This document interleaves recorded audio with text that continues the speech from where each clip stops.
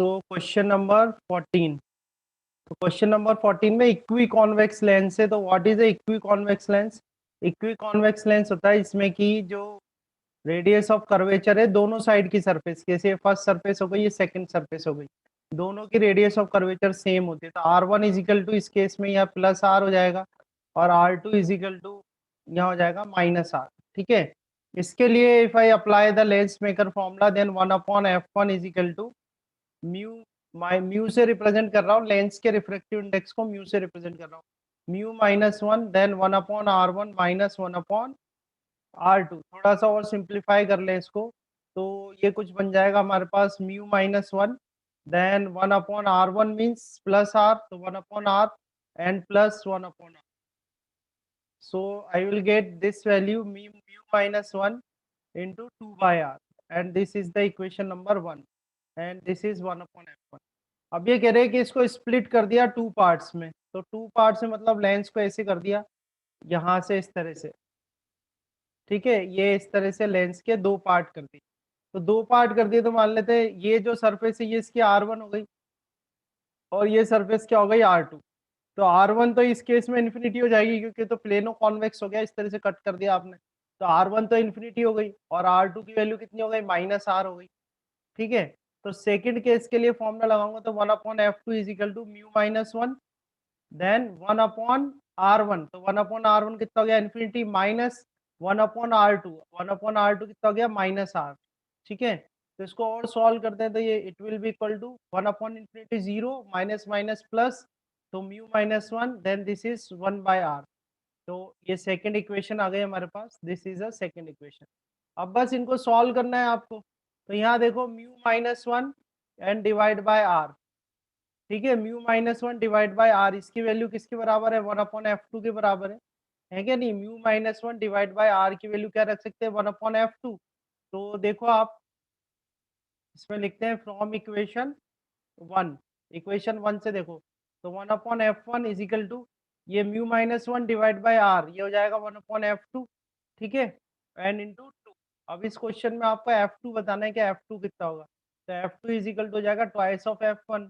2 into f1 देखो कितना given है आपको, इसमें f1 कितना गिवन है 20 सेंटीमीटर, तो f1 की वैल्यू 20 कर दो, तो 20 into 2 your answer will be 40 centimetre. ठीक है, f2 की वैल्यू कितनी आ जाएगी आपके पास 40 सेंटीमीटर।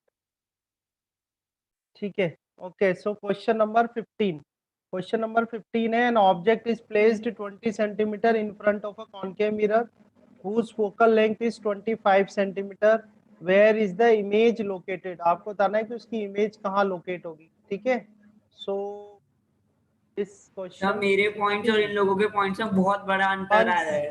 1 सेकेंड। 16th क्वेश्चन है, 16th question is when viewed vertically a fish appears to be 4 meter below the surface of the lake. If the index of refraction of water is 1.33 then the true depth of the fish is, okay, so this is a question। ठीक है, formula जो अपन लगाएंगे mu is equal to actual depth divide by apparent depth and fish appears to be, यानी कि apparent depth आपको दे रखी है ये 1.33 हो गया, 1.33 इंटू 4 और यहाँ पर डी क्या आ जाएगा रियल डेप्थ आ जाएगी। ठीक है, इसको मल्टीप्लाई करो कितना आ रहा है, मल्टीप्लाई 5.32 मीटर। ठीक है, so this is a right answer है ना।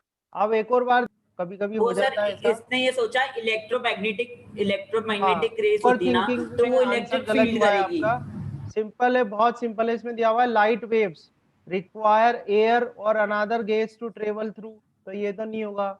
Require an electric field to travel through, ये भी नहीं है।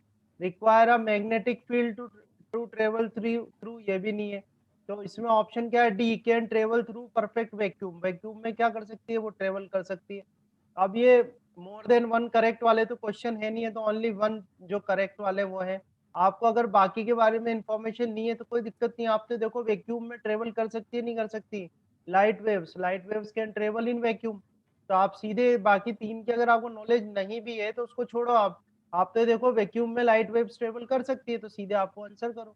तो डी ऑप्शन जो होगा इसका वो करेक्ट है। ठीक है, ठीक है, तो इसमें दिया है N object is placed 40 centimetre, तो अब तो आपको बिल्कुल रट गया होगा कि ऑब्जेक्ट है तो माइनस में ही लिखना है, तो minus 40 centimetre in front of a convex mirror. थोड़ा ध्यान रखना कि भाई कॉन्वेक्स मिरर है।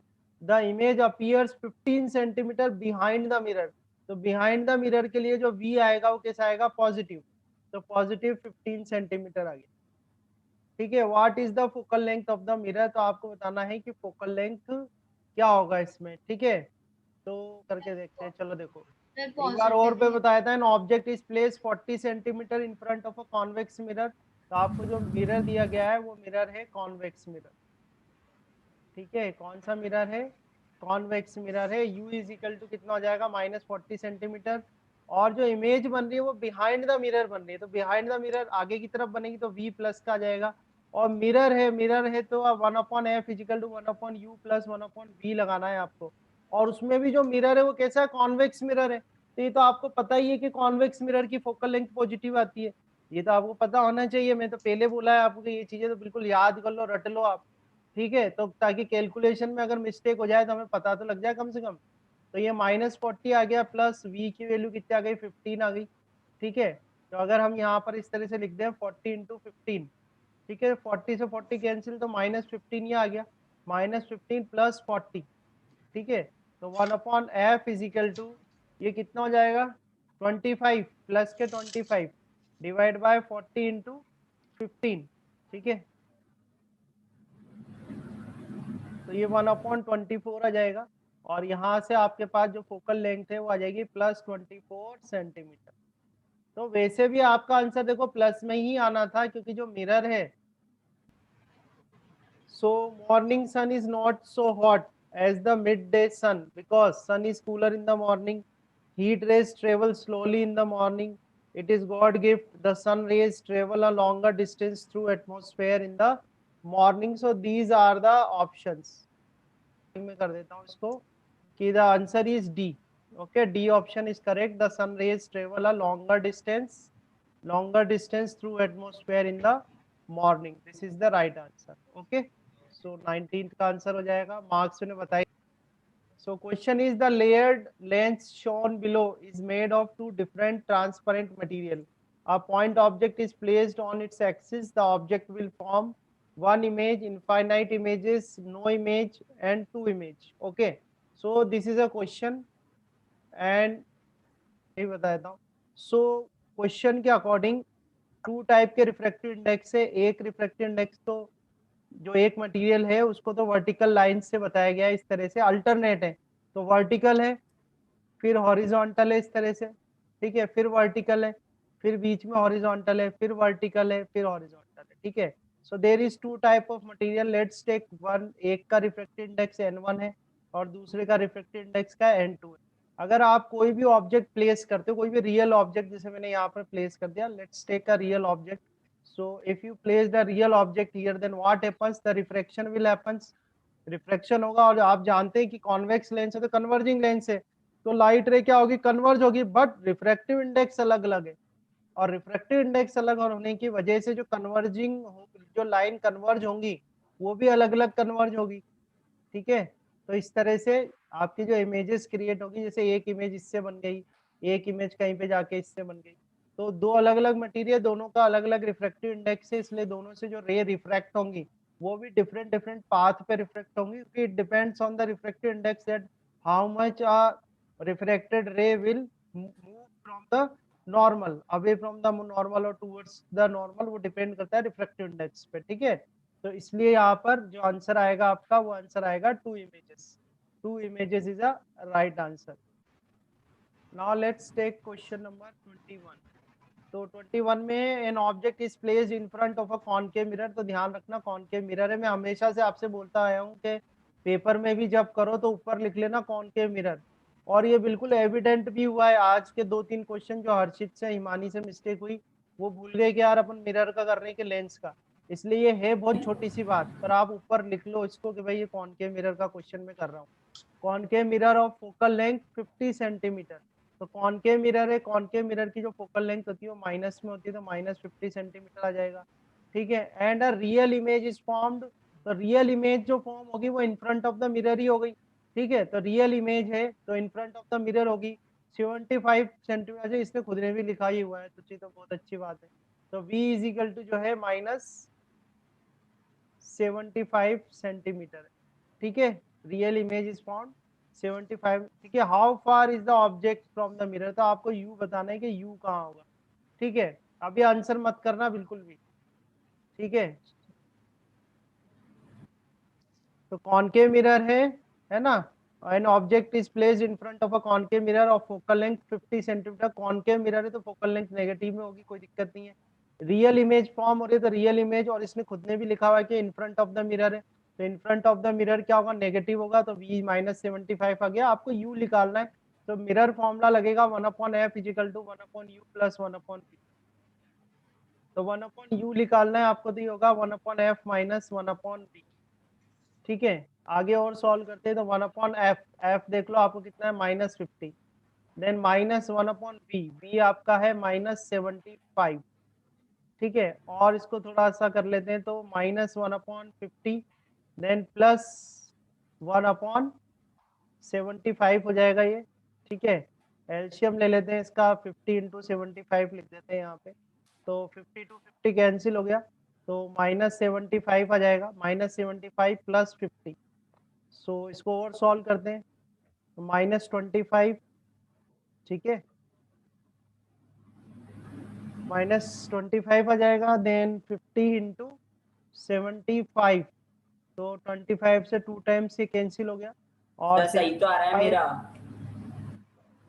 150 आ जाएगा। ठीक है, और इधर आपका चल रहा है 1/u, so u is equal to -150 centimetre is a correct answer. So option D is a correct answer, -150। Okay, तो सर किसका इसका सही है?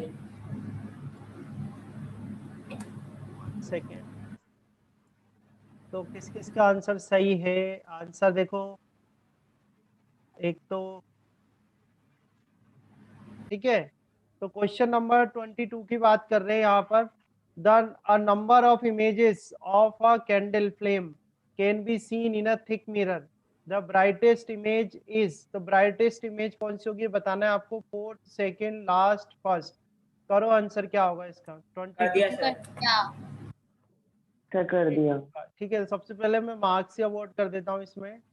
921 को आंसर आए हैं आपके, तो चिन्मय का बी है, एंजल ने भी बी, हर्षित ने भी, हिमानी ने भी, सबने बी करा है, और बी आंसर जो है करेक्ट है, इसका सेकंड ही आएगा। तो 4 मार्क्स हैं आप सबके।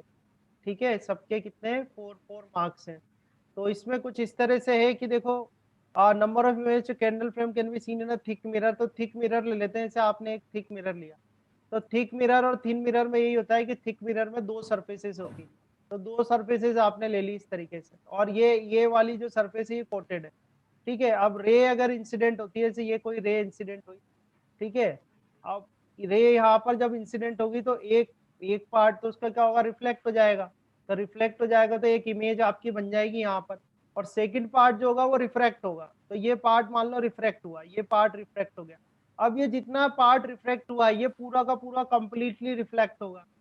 ठीक है, कुछ रिफ्लेक्शन इस सरफेस पर भी होगा। ठीक है, तो बट यहाँ पर जो सेकंड इमेज बनेगी आपकी, तो यहाँ क्या हुआ है, जो लाइट ये जो एनर्जी थी वो एनर्जी में से लेस पार्ट जो है वो रिफ्लेक्ट हुआ, और मैक्सिमम पार्ट क्या हुआ उसका, रिफ्रैक्ट हो गया। तो इस वजह से जो ब्राइटेस्ट इमेज बनेगी, इसकी जो ब्राइट इमेज बनेगी वो कौन सी बनेगी, सेकंड वाली। ठीक है, और ऐसा नहीं है प्रोसेस यही रुक जाएगा, अभी इस जगह वापस यहाँ पर वापस रिफ्रैक्शन होगा, क्योंकि यहाँ भी तो आपका ये चेंज हो रहा है ना, पर हमारा एंड इसलिए हो गया क्योंकि हमसे तो ये बस पूछा था इसने कि भाई ब्राइटेस्ट इमेज कौन सी होगी, तो ब्राइटेस्ट इमेज कौन सी होगी, सेकंड वाली। ठीक है, तो सबका आंसर चाहिए, 4 मार्क्स आ जाएंगे। ठीक है, 4 मार्क्स है आप सबके। सर लास्ट ग्रुप पे क्वेश्चन रीड डालने कर रहा का हूँ मैं, नंबर, सर ग्रुप लास्ट पे डाल क्वेश्चन रीड देना। कर रहा हूँ, 1 सेकेंड, लास्ट क्वेश्चन रीड कर रहा हूँ। देखो, a ray from air enters in water, air से जो है रे किस में गई, वाटर में गई।